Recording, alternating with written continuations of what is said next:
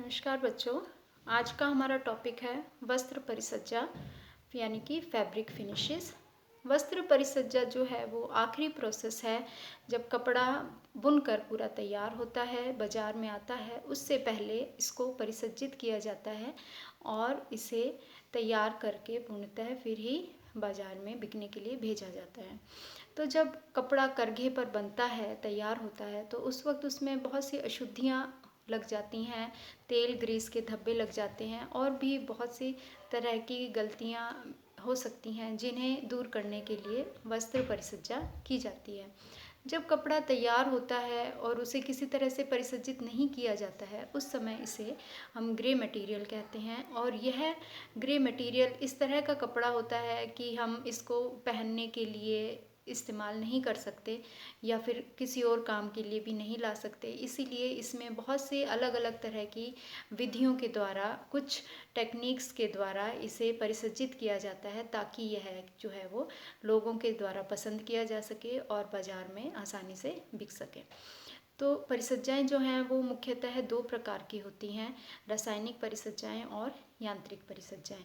और किस तरह के रेशे पर कौन सी परिसज्जा इस्तेमाल की जाएगी यह रेशे के प्रकार पर भी निर्भर करती है। जैसे कि प्राकृतिक रेशों में भी जो सेलुलोजिक रेशे हैं उन पर इस्तेमाल होने वाली परिसज्जाएं जो हैं वो प्राणिज रेशों पर इस्तेमाल नहीं होती हैं।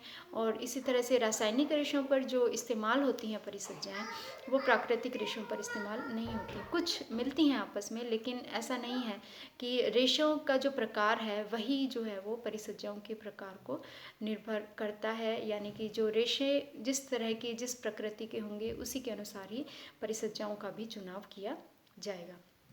तो इस टॉपिक में हम सबसे पहले बात करेंगे परिसज्जाओं का उद्देश्य क्या है, यानी कि हम उसे इस्तेमाल क्यों करते हैं, इसका महत्व क्या है।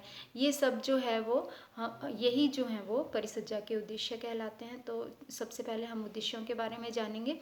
परिसज्जाओं के उद्देश्य में सबसे पहली बात यह है कि जब बुनता है कपड़ा करघे पर तो उसमें बहुत सी गलतियां रह जाती हैं। वीविंग जो है वो लूज़ हो सकती है या फिर जो है कपड़ा बनते वक्त छोटे छोटे रेशे सतह पर आ जाते हैं जो कि कपड़े की अपीयरेंस को एकदम स्मूथ नहीं बनाता है। तो इससे दूर करने के लिए और कपड़े की बुनाई को सही करने के लिए, या फिर हम कहें कि कपड़े के ऊपर उपस्थित छोटे छोटे रेशे जो कि उसको रफ सरफेस देते हैं उसको सही करने के लिए कपड़े को परिसज्जित किया जाता है। नंबर 2 है कि कपड़े को हम आकर्षक बनाते हैं, यानी कि उसमें उपस्थित जो अशुद्धियाँ हैं उसको दूर करेंगे, उसको साफ करेंगे, उसको सुंदर स्वच्छ बनाएंगे। तो परिसज्जा क्या करता है, कपड़े को आकर्षक और सुंदर भी बनाता है। नंबर 3 है कि प्राकृतिक रेशों में कुछ प्राकृतिक अशुद्धियाँ होती हैं, धूल के कण हैं, लकड़ी के छोटे छोटे टुकड़े हो सकते हैं, टहनियाँ हो सकती हैं। तो इनको दूर करने के लिए भी परिसज्जा की जाती है ताकि अशुद्धियाँ दूर हो जाएं और जो बनने वाला जो कपड़ा है वो साफ और सुंदर बने। तीसरा है नेक्स्ट है कि कपड़े की उपयोगिता बढ़ाता है, यानी कि कुछ फिनिशेस ऐसी हैं जैसे कि फायर प्रूफ फिनिश है, मॉथ प्रूफ फिनिश है, वाटर प्रूफ फिनिश है। ये कपड़े की उपयोगिता को बढ़ा देगा। एक तो साधारण कपड़ा हो और दूसरा अगर इस तरह से उसकी फिनिश की जाती है तो उसको और अधिक उपयोगी हम बना सकते हैं परिसज्जाओं के द्वारा।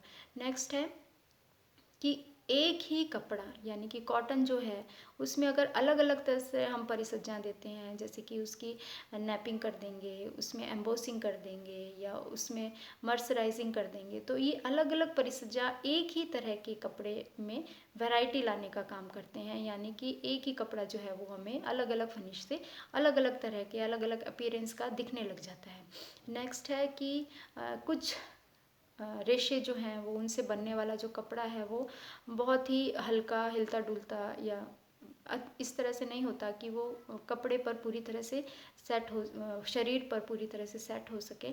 इसलिए उसका वज़न बढ़ाया जाता है। और कई बार ये होता है कि कपड़े में ही इनबिल्ट ही कुछ कमी रह गई है तो उस कमी को दूर करने के लिए भी वज़न बढ़ाया जाता है, जैसे साइजिंग करते हैं, स्टार्चिंग करते हैं। तो इस तरह से कपड़े के वज़न बढ़ाने का काम भी जो है वो फिनिशेस जो है वो करती हैं।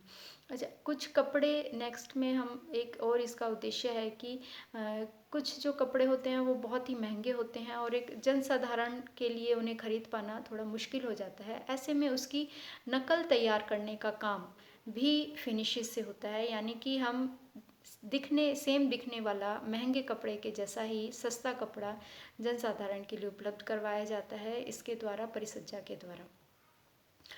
और इसके अलावा इसका एक उद्देश्य यह भी है कि यह कपड़े की कार्य क्षमता को बढ़ाता है। जैसे कि कुछ कपड़े जो हैं वो जल्दी ही ख़राब हो जाते हैं, जैसे सिल्क है उसके ऊपर कीड़ा बहुत जल्दी लगता है, तो ऐसे में अगर हम सिल्क को मॉथ प्रूफ यानी कि कीट रोधी परिसज्जा हम देते हैं तो उसकी उपयोगिता या उसकी कार्य क्षमता या उसकी लाइफ जो है वो बढ़ जाती है, जिससे कि उसको हम लंबे समय तक इस्तेमाल कर सकते हैं आसानी से।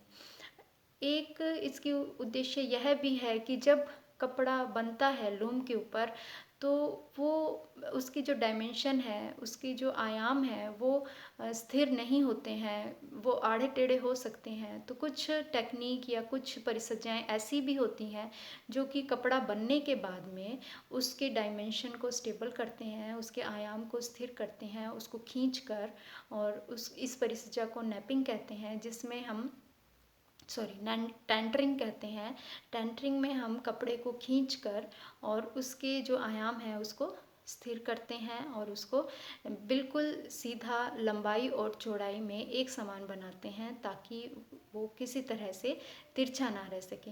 इस तरह से परिसज्जाएं देकर कपड़े के न केवल उसकी कमियों को दूर किया जाता है, बल्कि उसे सुंदर आकर्षक बनाया जाता है, उसकी उपयोगिताओं को बढ़ाया जाता है, उसकी कार्य क्षमता, उसके जीवन को बढ़ाया जाता है, ताकि वो जब आए लोगों के पास में तो फिर उसको इस्तेमाल करने के समय जो आने वाली जो मुश्किलें हैं ये जो है उसको दूर किया जा सके। तो ये हैं वस्त्र की परिसज्जाओं के उद्देश्य और महत्व। इसके बाद में हम बात करेंगे अलग अलग परिसज्जाओं के बारे में। Thank you.